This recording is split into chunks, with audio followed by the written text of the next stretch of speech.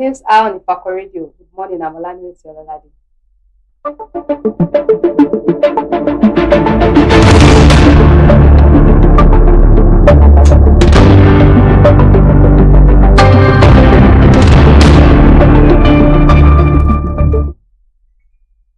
This is News Hour on Ifako Radio. Good morning, I'm Olani Ladi.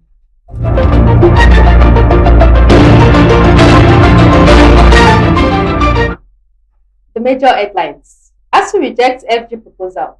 Begins 2-week strike today. Crude roll deepens as refiners reject 11 million barrel local supply. Edu recovering, no plans of replacement, presidency. Fubara retains 8 commissioners, prepares fresh nominees list. Sports. Value Jet allays fears amid Eagles mid-air scare. Eagles maintain plans despite travel delays. Entertainment. Sasha completes 24 hours Guinness World Record attempt with 145 makeovers. Lisabi, 3 cold dishes and nominations at African Movie Academy Awards.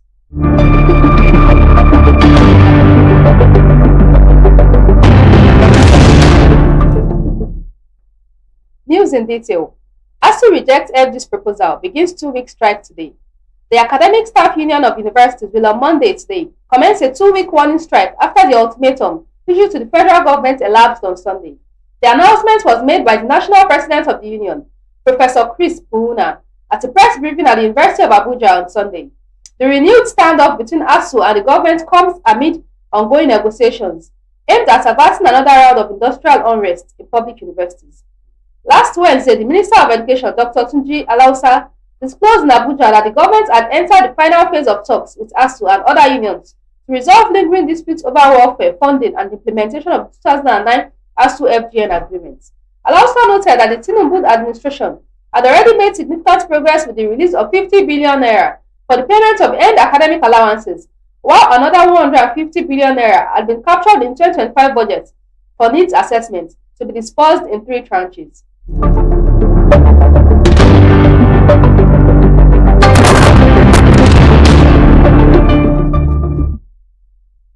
Crude roll deepens as refiners reject 11 million barrel local supply. The Nigerian Upstream Petroleum Regulatory Commission has disclosed that 11 crude oil cargoes offered to local refiners in the month were not taken up despite their repeated complaints about crude shortages. The chief executive of NUPRC, Benga Komalafe, who was represented by an official of the commission, Boma Atiye Goba, made this known during a panel session at the Crude Oil Refinery Owners Association of Nigeria Summit held recently in Lagos. According to Komalafe, while refiners have consistently raised concerns about the non-availability of feedstock for local processing, the Commission's records show that crude oil was being made available under the domestic crude supply obligation. It can be recalled that the 650,000 capacity Dangote refinery had consistently decried the lack of enough crude supply to its plants.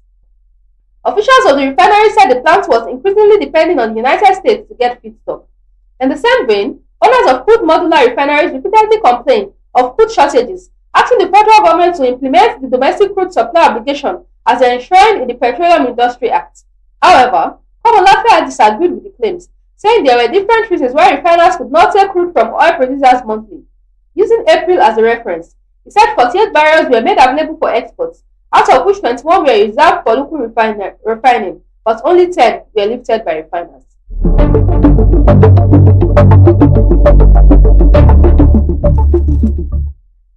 Edu recovering, no plans for replacement, presidency. Minister of Finance and Coordinating Minister of the Economy, Mr. Wale Edun, is recuperating in his Abuja home after falling ill, and there are no plans by President Bola Tinubu to replace him, multiple sources in the presidency confirmed. A senior official who preferred not to be named because he was not authorized to speak publicly dismissed rumors that the minister suffered a stroke or had been flown abroad for treatment. Yes, he's indisposed. He's sick, which is a bit serious, but it's not stroke, the source said. The source continued, as I'm talking to you, he's in his house. He has not been flown anywhere. Of course, he might seek medical attention elsewhere if the doctors say it is necessary. So it is not true that he has a stroke. He doesn't have a stroke, which is why we put it in the statement that he is indisposed. Another official confirmed that Edu is receiving care by Nigerian doctors and may seek medical attention abroad if the need arises.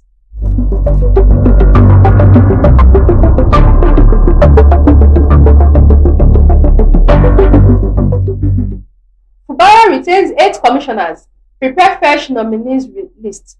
Rivers State Governor Siminalayi Bara is preparing to send a new list of commissioner nominees to the State House of Assembly as part of efforts to reconstitute his cabinet following the end of the emergency rule in the state. This development comes as the governor has decided to retain 8 commissioners who were unaffected by the recent Supreme Court judgment that recognized Martin Amaewhule as the authentic Speaker of the Rivers State House of Assembly. Governor Fubara had earlier announced the dissolution of his cabinet upon resumption of full executive functions, following the expiration of the 6-month emergency rule imposed on the state by President Bola Tinubu. A reliable source in the government house, Port Harcourt, who pleaded anonymity for lack of authorization to speak to the press, confirmed the names of the retained commissioners. According to the source, the retained commissioners include Dr. Adaize Ore, Charles Amadi, Christopher Green, Joe Johnson, Chizo Bali, Victor Key, Dr. Roslyn Uranta, and Unwafo Maximus. The source added that a minor reshuffle might be carried out, while some commissioners were assigned to other ministries.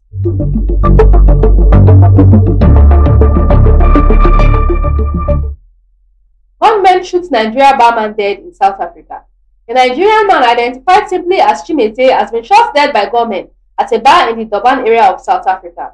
It was gathered that the incident occurred around 10:30 p.m. on Thursday, while the victim, who worked as a bartender, was attending to customers. A source familiar with the incident told our correspondent via the telephone on Saturday that this attack was carried out by 2 yet to be identified assailants. According to the source, who pleaded anonymity for security reasons, the gunmen stormed the bar, walked straight to where Chimeze was standing, and opened fire on him. Chimeze was said to have been found unresponsive and confirmed dead on the spot. The source added that the killings might be connected to cult-related activities.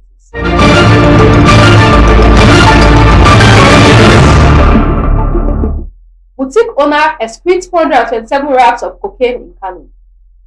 The National Drug Law Enforcement Agency has disclosed that it arrested a boutique owner, Godwin Emeka, at the Malam Aminu Kano International Airport, Kano, after which he allegedly excreted 127 wraps of cocaine.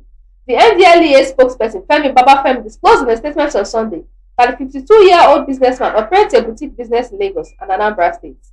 Babafemi disclosed that following credible intelligence, the GOFO was arrested upon his arrival from Bangkok, Thailand, via Ethiopian Airlines flight ET941 on Wednesday, and was subjected to a full-body scan, which showed that he had ingested suspected substances, which are drugs. He continued, a total of 58 wraps of cocaine were immediately recovered from his pants, after which he was taken for excretion observation, during which he ingested 69 pellets of cocaine in 7 excretions, bringing the total number of wraps of the Class A drug recovered from him to 127, weighing 1.388 kilograms. The NDLEA spokesperson added that another operation carried out by its operative on Thursday and Friday led to the interception of 3 shipments of United Kingdom-bound illicit drugs at a warehouse in Lagos.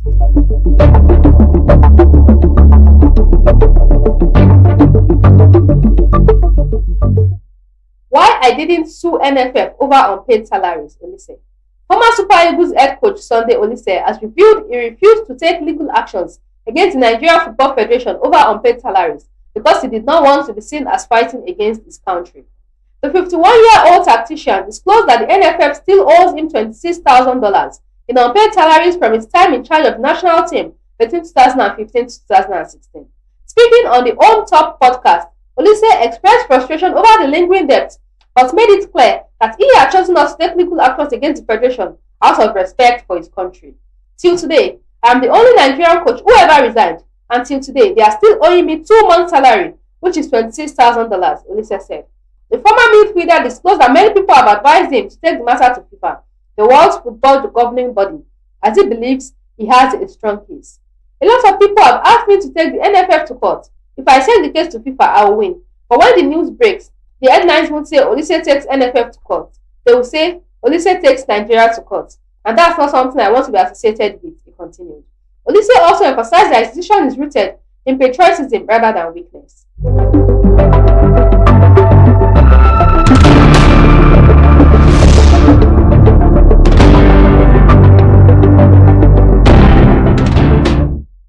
Sports. ValueJet allays fears amid Eagles mid-air scare. ValueJet Airlines has assured the public of the safety of its operation following a mid-air technical scare involving the Super Eagles on their flight to Nigeria from South Africa on Saturday night. The airline confirmed in a statement on Sunday that the team and officials arrived safely ahead of their 2026 FIFA World Cup qualifiers against Benin Republic on Tuesday. According to ValueJet, the aircraft conveying the team from Polokwane developed a minor technical issue about 15 minutes into the journey. The airline said the pilots followed standard safety procedure by returning to Luanda, Angola as a precautionary measure. ValueJet explained that its contingency plan was immediately activated with a replacement aircraft dispatched to continue the journey. ValueJet immediately activated its contingency plan by dispatching a replacement aircraft, ensuring the team and officials continued their journey safely and comfortably to Uyo, the company said.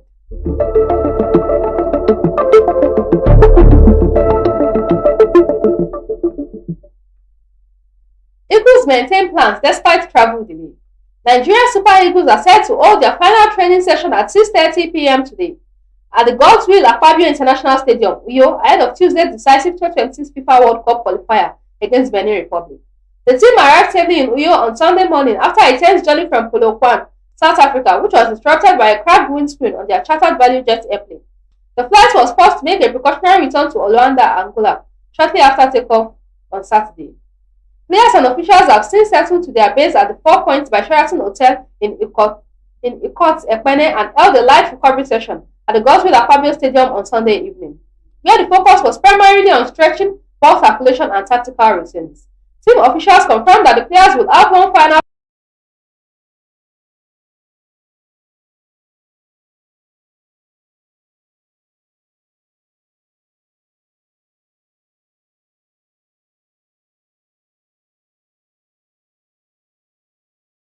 beat 24 hours Guinness World Record attempt with 145 makeovers.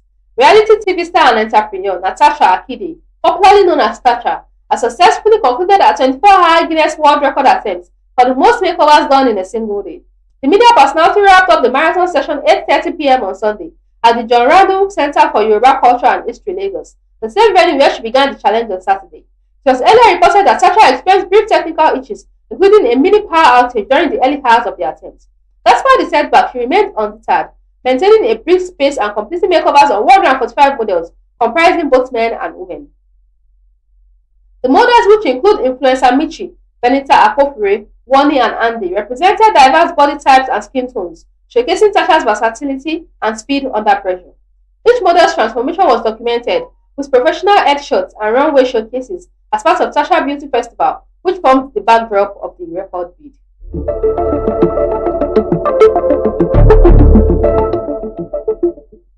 Lisabi, 3 Codices, earned nominations at African Movie Academic Awards.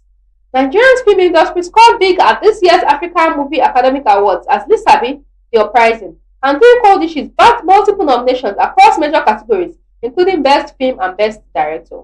The 21st edition of the award, which celebrates excellence in African cinema, was announced during a virtual ceremony hosted by Nigerian actors Lillian Aluko, Emeka Osai, Charles Inoje, and Adaora Anyanwu on Saturday. Leading the nominations is Burkina Faso's Katanga, Dance of the Scorpions, with 10 nods, followed by Nigeria's Lisabi, The Uprising, which picked up 7. The historical epic, directed by Niyi Akimolayan, retells the story of Yoruba warrior Lisabi and his resistance against colonial oppression. 3 Codices, a Pan-African thriller directed by Asaf Oluseyi, also features prominently with nominations for Best Film, Best Director, and Best Cinematography, among others.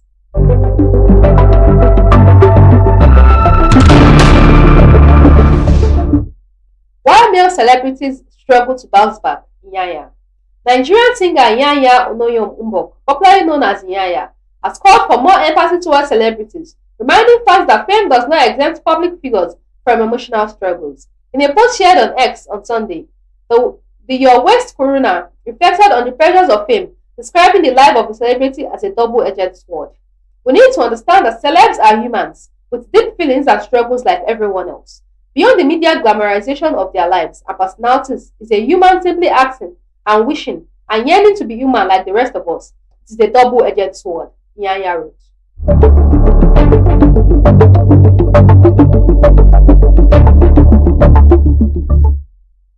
Recap of the major headlines. ASU rejects FG proposal, begins 2-week strike today. Crude roll deepens as refiners reject 11 million barrel local supply. Edu recovering, no plans for replacement, presidency. Fubara retains 8 commissioners, prepares fresh nominees list. Sports. Value Jet allays fears amid Eagles mid-air star. Eagles maintain plan despite travel delay. Entertainment. Sasha completes 24 hours Guinness World Record attempt with 245 makeovers. Lisabi, 3 cold dishes earn nominations at African Movie Academic Awards.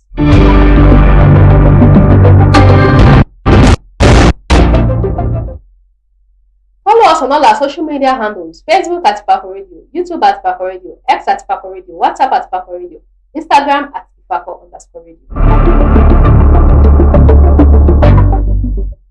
For news reporting, contact us at ifakoradio@gmail.com or call the WhatsApp 091-2222-7433.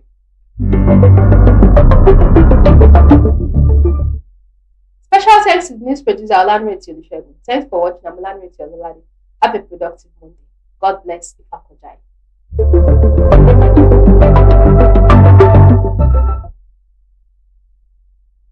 Looking for reliable brand for import and export, logistics and cargo services, ticket booking, or general merchandising? At Divine and Grace Enterprises, they specialize in seamless global trade, efficient cargo handling, top-notch travel support, and trusted merchant services. Whether it's getting your goods across borders, booking a flight, or managing cargo with precision, they deliver with speed, reliability, and care. You can visit them at Nako Export Warehouse, International Airport, Ikeja, Lagos State. You can contact them on 0803-406-1483, 0817-287-4375, or email it divineandgraceenterprises@gmail.com. Divine and Grace Enterprises.